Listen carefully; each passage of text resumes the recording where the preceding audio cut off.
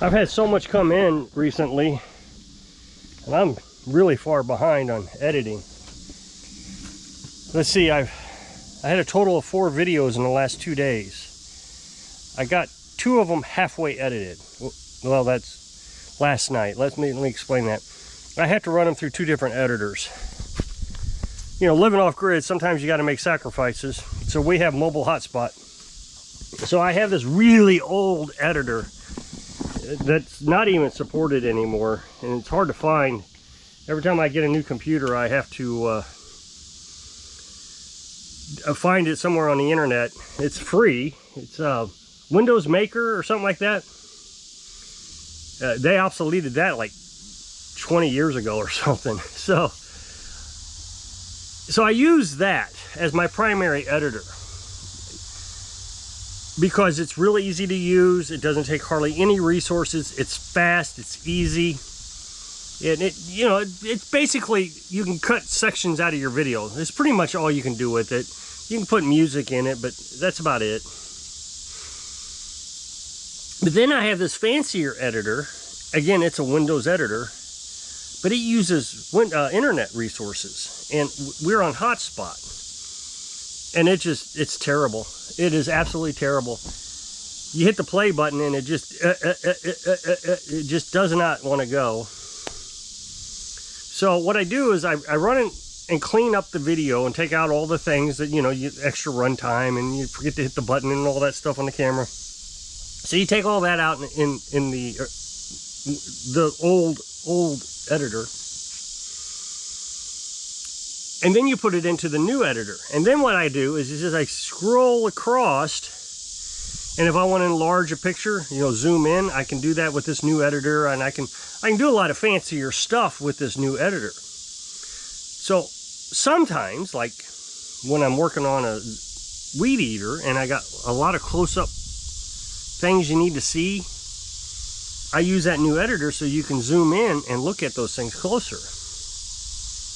Well, the 2 videos I made yesterday, I got through the first editor, but I didn't get them through the second editor, and both of them needed close-up shots. One was a weed eater, and the other one was I cleaned the carburetor. And when I'd have that emulsion tube, I got to get in real close to those little bitty microscopic holes that we got to zoom in on so you can see them in the camera, or in the video. So today, I've been so busy that I only got one of those 2 videos into the second editor. So I still got to do another one. Plus, I got 2 more videos done today, recorded. I had a Craftsman, I had to change a belt. What else did I have? What else was there? Oh, a Pushmore that needed a carb clean. So that is still on this SD drive, on the camera. So I haven't even taken them out yet. So now I'm recording this video. So I'm going to have a total of 4 videos, I guess. 1 for this channel and 3 more for the other channel that I got to get edited quickly. If they sit around too long, they take up too much hard space, and I don't have any place to put them. And you're just buying new drives, and like this SD card, I switch them out each day, so that way I can edit off one SD card and then the other one is in the camera. But these files get so big sometimes that I can't even transfer them over to the computer onto an SD card. So essentially I would have to have 2 SD card readers, which I guess is feasible. I could do that. I never thought of it until just now. And I would have to transfer it from one SD card to the other, so I would have storage in case I get behind. I might keep that in the back of my head, just in case I get too far behind, which I might today, because I got to be able to switch out these cards every day. I guess I don't have to, but it would get too confusing if I did anything else. This just makes sense. I have one empty card in my camera, and I have one card in the computer being edited or manipulated or something. So I think I would have to buy another SD card. I don't think I have another one available, but I mean, that doesn't matter. I also, on my second channel, I do have another SD card that I keep all my completed videos on, because I've got almost 2 years worth of videos now. I think they go all the way till April of 2028. So we're almost 2 years of videos. This is July, so April, May, June, July. So I'm only 3 months short of having 2 years worth of videos. So I got 5 right now that I need to upload. So that'll take me into May. Probably pretty solid into May. So I'm getting up there to that 2-year range. I would like to have 4 years. It's going to take me a while to get there. But this is just nice because if something happens, I have time to figure this out. If, for example, the house burned down and I wasn't able to take any lawnmowers in for a while, I had to rebuild the house, I would have enough videos there for 2 years that I wouldn't have to worry about it. It would just keep releasing 1 video a week. I do have to maintain my hours. I have to keep at least 4,000 hours on that other channel in a year. So come August, let me explain this. Last year in January, I started that second channel. And I ran 2 videos per week until August 1st. And then I switched to 1 video. So I have to have enough hours from August 1st of last year to August 1st this year, above 4,000. I have to have above 4,000 hours. That is where I'm at. So right now I'm at 5,000 hours, just right at 5,000 hours. And of course my views are starting to drop. It's July. I expected them to drop, and they are dropping pretty significantly. And I've learned that YouTube, some people are going to call it shadow banning. It's not shadow banning. YouTube's algorithm recognizes off-season stuff. So like if I was a Christmas channel, I'd have lots of views in December and I wouldn't have any in the rest of the year, because YouTube just says, oh, that's Christmas stuff, I'm not even going to worry about it right now. Same thing with lawnmower stuff. They'll let my videos, I mean, I'm just skyrocketing in what, April, May, I guess May, June, April, May, June, the channel just exploded.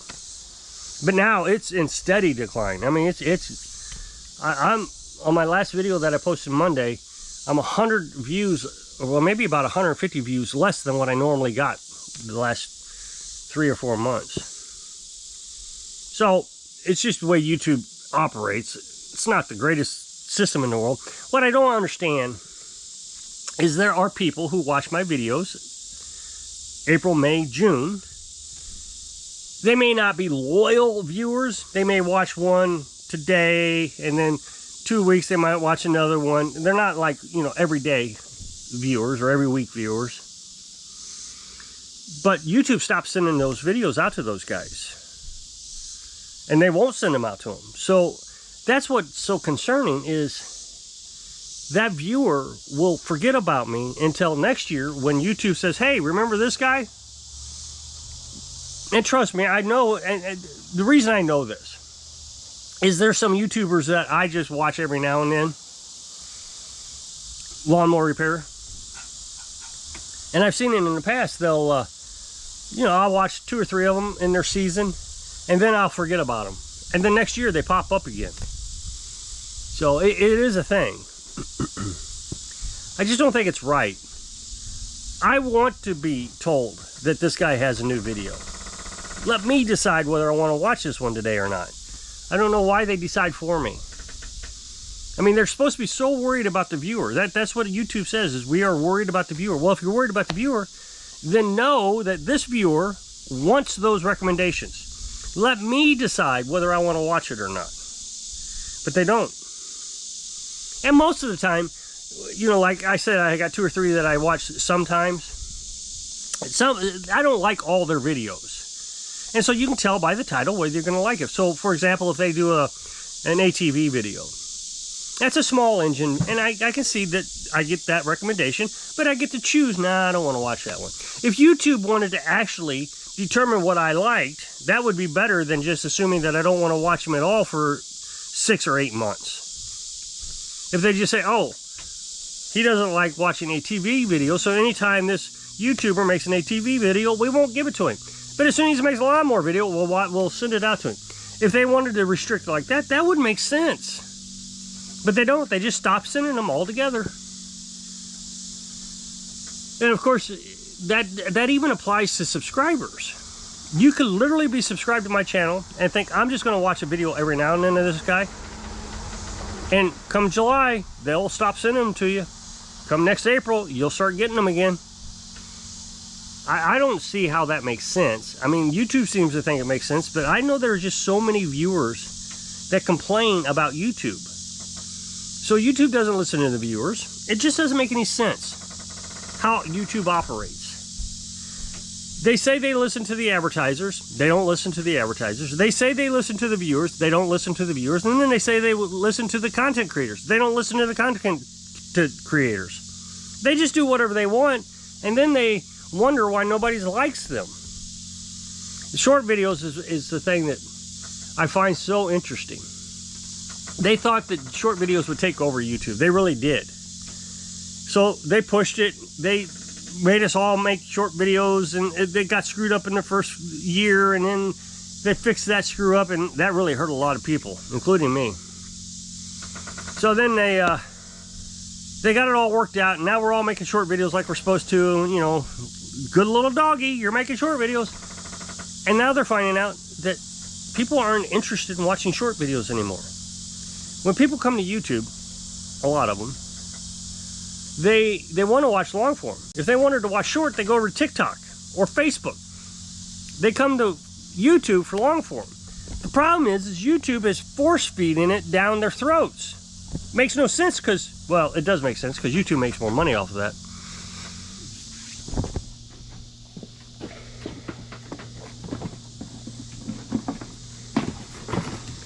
Had to fix something. So, but when you go to your home screen, short videos are taking up most of the short screen, or a home screen. And it got so bad that they started putting processes in place where the viewer could just shut them off. So that's just funny, you know. Oh, the viewer's telling us they don't like short videos. Well, we don't care. We'll just give them the option to shut it off if they don't like it that much. We're still going to force feed. If you hit the 3 stars next to on the home page next to the short videos, it'll say reduce the number of short videos, and that's great. Works great. You'll get like 2 out of your home feed now. You scroll and you'll see 2 of them for about a week, and then it's just flooded again. You got to hit that button regularly to get that off your screen. It's ridiculous. I actually said I only wanted to watch 15 minutes worth of short videos. I programmed it. You can program it on your app. So that's it, 15 minutes a day. That's all I wanted to watch. They shut that off after about a week. So each week I have to go back and redo that. Why even have the feature if you're not even going to let me use it? So no, they don't listen to viewers. They don't listen to advertisers, and they don't listen to content creators at all. And it's like one of the richest companies in the world. Well, I'm going to jump off of here. So if you'll click this up next box, it'll take your video over to my other channel. And I would really appreciate it if you go check it out. So if I can inspire you, I don't know, figure out your process so you can live your dreams. Thanks for watching.